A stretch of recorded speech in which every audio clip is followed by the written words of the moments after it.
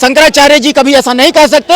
उनको सादर नमस्कार है, सादर प्रणाम है उनके श्री चरणों में, मैं उनका रिस्पेक्ट करता हूं। और शंकराचार्य जी ऐसा कभी नहीं कह सकते हैं। जो कह रहे हैं ये विपक्षी हवा फैला रहे हैं कि जी तथाकथित शंकराचार्य को प्रॉब्लम हो रहा है। कौन है तथाकथित शंकराचार्य?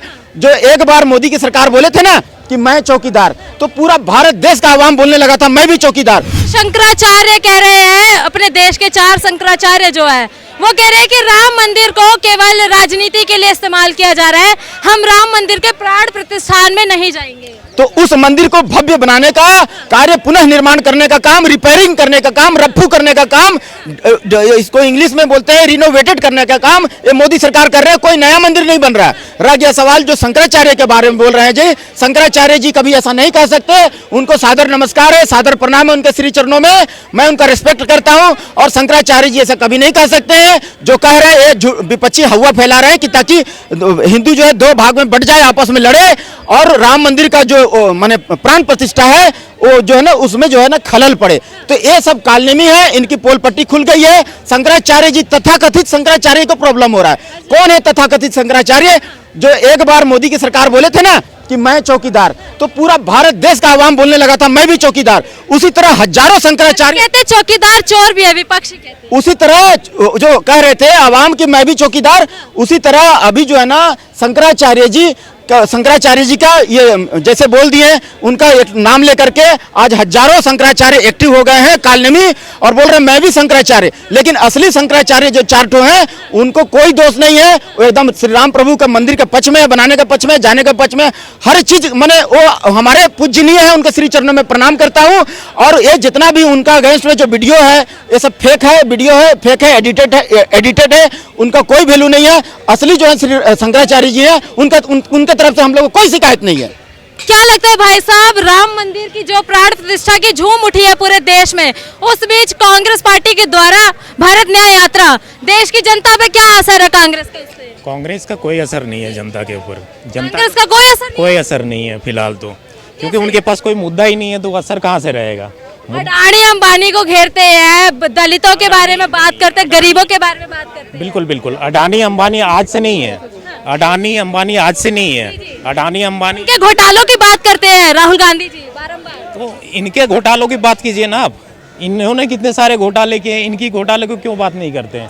जैसे काम कर रहा है, वर्क कर रहा है, अडानी वर्क कर रहा है, घोटाला थोड़ी कर रहा है। घोटाला किसको कहते हैं? रखे हुए खजाना को खाना। अंबानी काम कर रहा है, टेंडर डालता है, उसके लायक है, कैपेबिलिटी हो गई, बरसों से उसका खानदानी काम चल रहा है। अभी मोदी जी 5 साल में थोड़ी इतना बड़ा ग्रोथ कर गया वो, उसकी खुद का काम। जी कहते हैं ना कि अडानी और अंबानी भाई बन चुके हैं, उनके पीछे से मोदी जी साथ देते हैं। इसार ग्रुप काम करता था, उनके भी एजेंट थे, बड़े बड़े उद्योगपति पहले कांग्रेस के एजेंट हुआ करते थे, जैसे इसार ग्रुप है, जिंदल है, सब तो उनके खुद के बड़े खड़े खड़े राज्यसभा क्यों भेजते थे? माल फंडिंग। भारत न्याय यात्रा का क्या प्रभाव है आपके ऊपर? भारत न्याय यात्रा के प्रभाव की नहीं बात करें हम, कौन सा बोले, अपने घोटाले के बाद की बात किया, उसके ऊपर मुझे मालूम नहीं है। भारत न्याय यात्रा के मालूम नहीं है मुझे। राहुल गांधी जी आज से मणिपुर से एक यात्रा शुरू से चल रहा हो तो उसके ऊपर क्या बोलना है? डेली उस पर आता है। 1 साल से भारत न्याय यात्रा शुरू की है वो और कन्हैया मिल करके।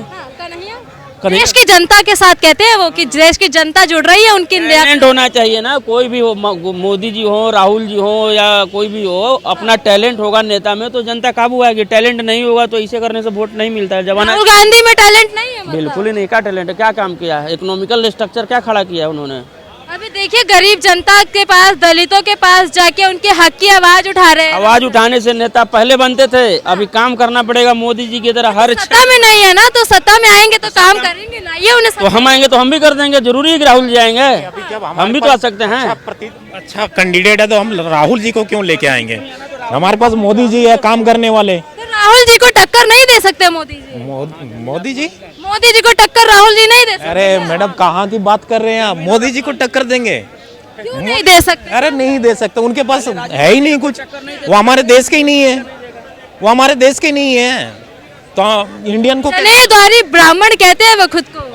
अरे कहने से नहीं हो जाता है ना, वो तो जताने की कोशिश करते हैं कि हम ब्राह्मण हैं, लेकिन कोई मानता ही नहीं उनको। हमारे देश की जनता नहीं मानती उनको। क्यों नहीं मानते? उनसे क्या ऐसा बैर है आपको? हमें कोई बैर नहीं है। वो हिंदुस्तान के बारे में कुछ जानते ही नहीं है। आप उनसे कुछ भी क्वेश्चन कर लो, वो कुछ जानते ही नहीं हिंदुस्तान के बारे में। और जो हिंदुस्तान के बारे में नहीं जानते वो हिंदुस्तान का भला भी नहीं कर सकते।